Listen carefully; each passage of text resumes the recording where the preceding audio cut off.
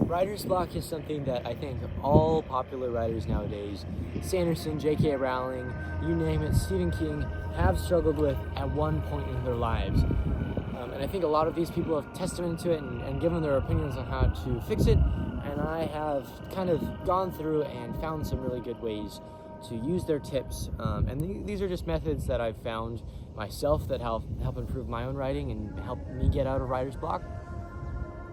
But that's my intention with this video, is to share my top ways, tips, and techniques to avoid writer's block and get yourself out of writer's block should you fall into it. So let's get into it. So for me personally, writer's block tends to actually be not necessarily a inability to write, but actually a time frame thing where I'm not looking at my time properly. You might say some people look at writer's block from the lens of, I want to write, I simply don't have time. Other people, I have time to write, I simply don't know what to write. And other people, I know what to write, but I don't really want to write it.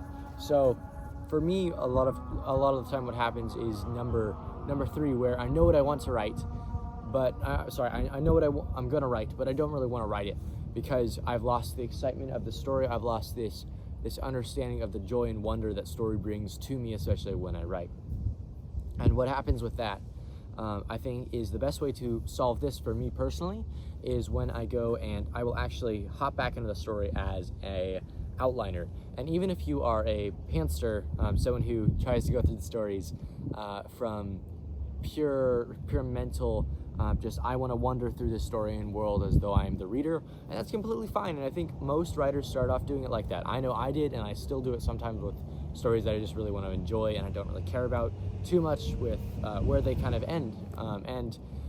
But at a certain point, I learned that for me, I work best with outlining, and I think a lot of writers do, but it doesn't really matter that much. But for me, I will step back into a story, and I think this can work for pantsers too, where you step back into the story and you try to ask the question. And I know Jed Hearn has talked about this. He's a wonderful guy, and again, most of the writing advice here on the channel is not stuff that I am specialist about. I don't have any published works aside from like a couple short stories and blog posts, articles, stuff like that. I don't have any published novels, but I'm just trying to regurgitate stuff that I've found helpful so that you guys can find it helpful too. But Jed Hearn talks about this, Brandon Sanderson talks about this. He says, ask the question, kind of like a journaling prompt, of how can I make this next chapter the reader's favorite of all time? How can I make this some reader's favorite chapter? And I think that is really something that has allowed me to write some of my best chapters of all time. I remember recently I was going through redrafting a novel that I'm hopefully, cross my fingers, getting ready to query with.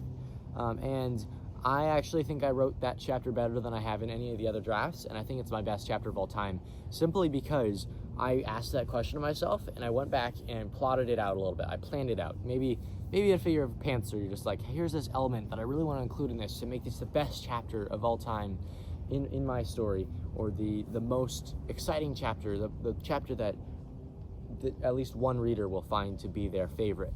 And that really helped me, and I think that is my best chapter of all time now because I asked that question. So that is tip number one, is ask, how can I make this chapter a reader's favorite chapter? And it doesn't have to be every reader's, it just has to be, or can be hopefully, a reader's favorite chapter. All right, moving on. There are, as I said, kind of usually three different types of writer's block. And I want to address the first one that I mentioned earlier, which was I kind of know what I want to write, except I don't have time for writing. And this comes down to the question of priorities. So do you really want to write this story, this dream you've had for a while, to get this story out into the world, even if it's in a sloppy, messy way?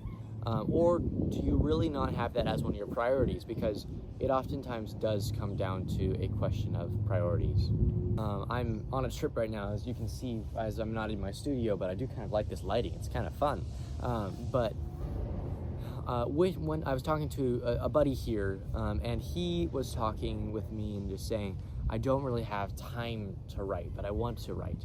And this is something that I sympathize with a lot of the time, because now with starting a publishing company and getting over my head on different writing projects and trying to run a team and build something creative build a business, or rather build a bunch of creative people, bring a bunch of creative people together to do creative stuff around creative narratives and creative writing and storytelling in general in the form of a business, has been really draining sometimes, and I'm not able to write as much as I wish. And I've got a job now. I'm almost full-time college student. I have high school. It all adds up really quickly, and that's kind of the same thing that happened with this buddy of mine who I was talking with. And I kind of looked at it. One of the things I'm trying to challenge myself to do more and more is to go ahead and try to give yourself maybe times in the day or checklists in the day that rewards you. So what I'm doing right now is I'm trying to get better at trying to write 5,000 words a day, because if I can write 5,000 words a day, if I can write 5,000 words a day, it usually means that I can write another 500.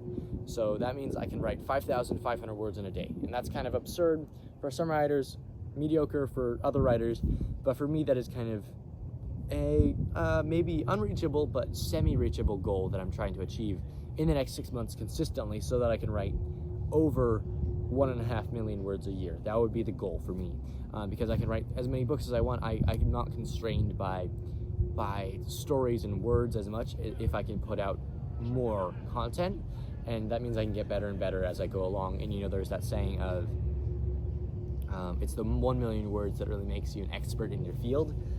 And I think that is something I want to achieve in the next 6 months. So what I was talking with him about was, here's the thing I do. I'm just going to pretend like I was talking to him. So I said, hey pal, what I've been doing lately is I will actually take whether it be, $1 or $5, and I will say, hey, this is my money for this week. And this money will go towards me buying a drink at Starbucks or a coffee or something like that.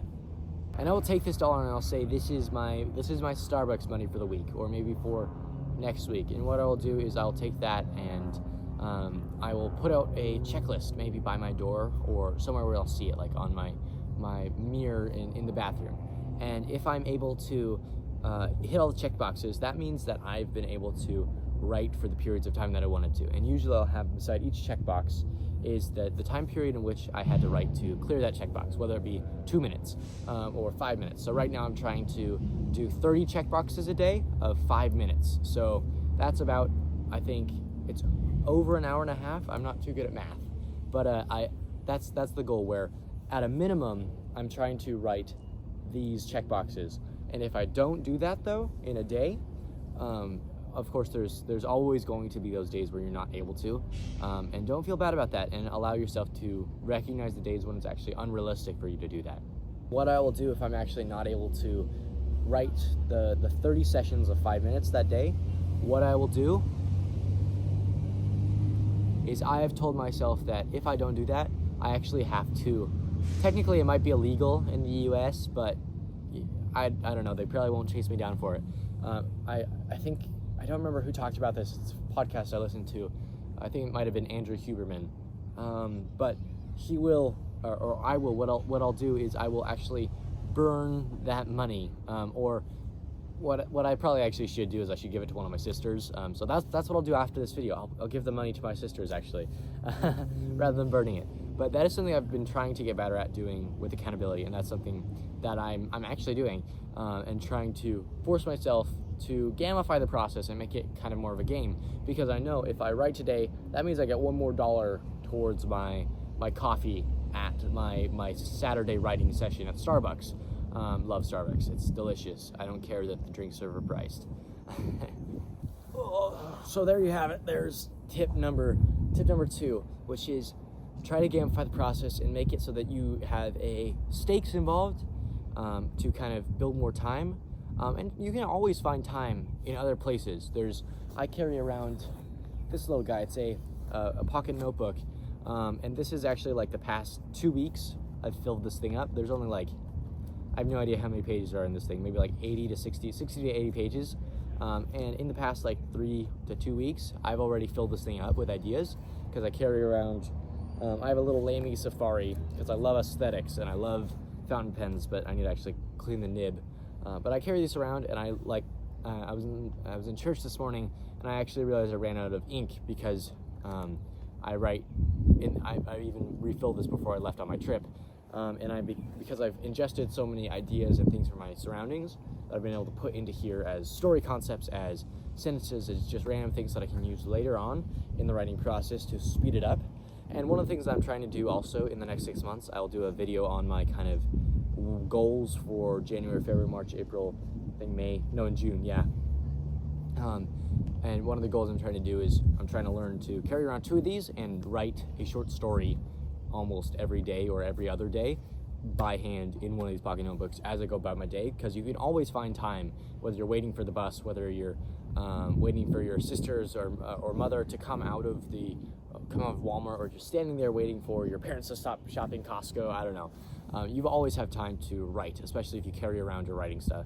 You can try to transcribe it too with your phone or something. I don't have a phone, but I feel like that is something I'm going to try and learn in the 6 months as well. And I think that actually kind of sums up a lot of my thoughts on writer's block.